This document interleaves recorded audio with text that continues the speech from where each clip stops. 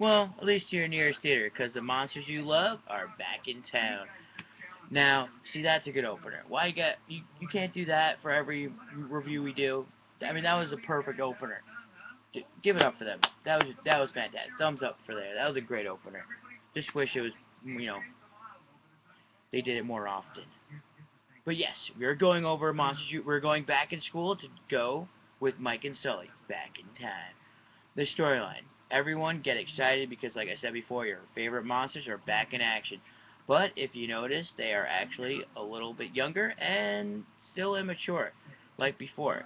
And I didn't expect anything less from the story.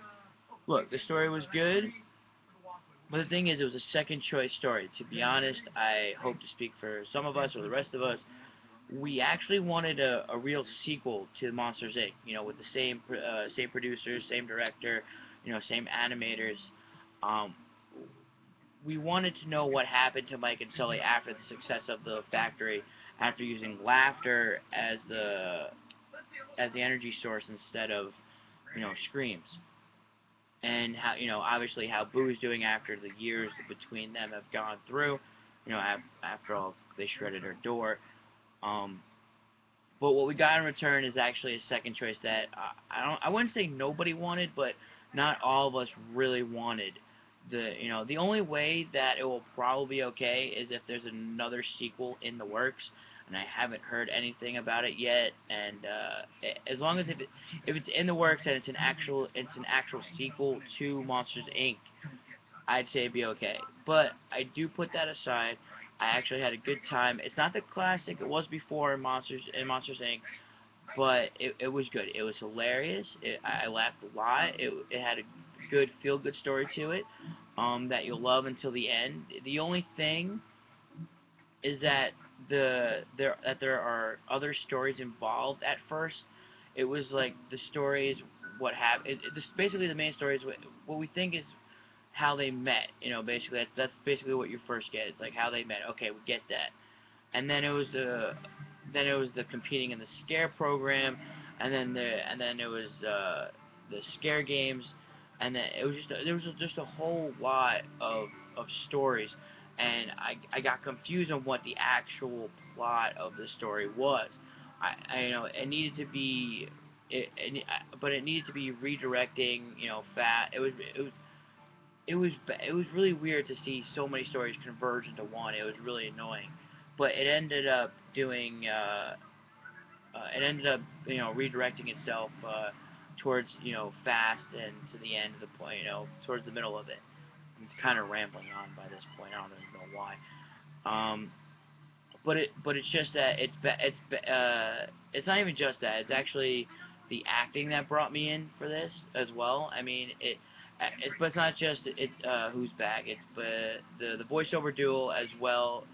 Funny Man Billy Crystal, John Goodman, and Steve Buscemi reprised their roles as Wazowski, Sullivan, and Randall, which we're obviously all grateful for. And then adding such great talents. Some of you might recognize Helen Mirren, Joe Murray from mostly you probably know from Still Standing. Sean Hayes, David Foley playing the twins.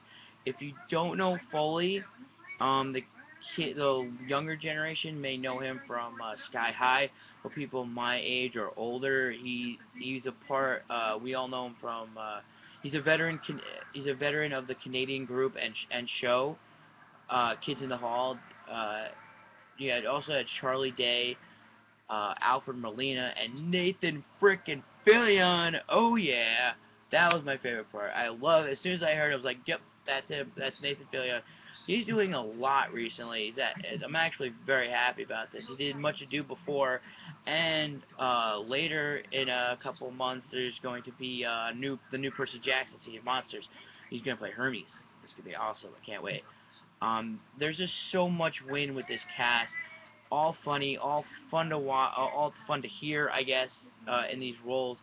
They actually matched up well with them. I really like the way that they did this a lot, because sometimes in college or school movies for that matter, based that are on animated tend to go a little too far with the the sex innuendos, or or at least they hide it well enough so the kids won't understand it, but use kid jokes, to play it off. Like in Monsters University, they don't do any that. What I liked about this is that they didn't go that route. They didn't give sexual innuendos. They didn't go, they didn't uh, show the opposite sex, engagement with Mike and Sully. It was just more of how these two became friends and why they became friends and why is there, you know, tension between them. It was actually fun to see that they didn't go that route. However, they do recycle a few of the jokes and the little things here and there. But to be really and completely honest, I actually really had a great time. Maybe over time I'll enjoy it just as much as Monsters University. Maybe. I mean, only time will tell here. I really liked it. It was funny. I laughed a lot. It brought me to my college days. I huge recommending to all the kiddies out there and the adults too, because you'll just have just as much as fun as they will. Um, it you will I guarantee you definitely will enjoy Monsters University as much as I did, especially if you're a kid at heart, because that's where it hits you. The feel good story at least. It's good. It's fun. What's also fun is subscribing to my channel. That's right there. You can click the Monsters University logo right there to subscribe to my channel. Make sure you also subscribe, uh, share, and like my videos. Get my videos out there on Facebook and on Twitter.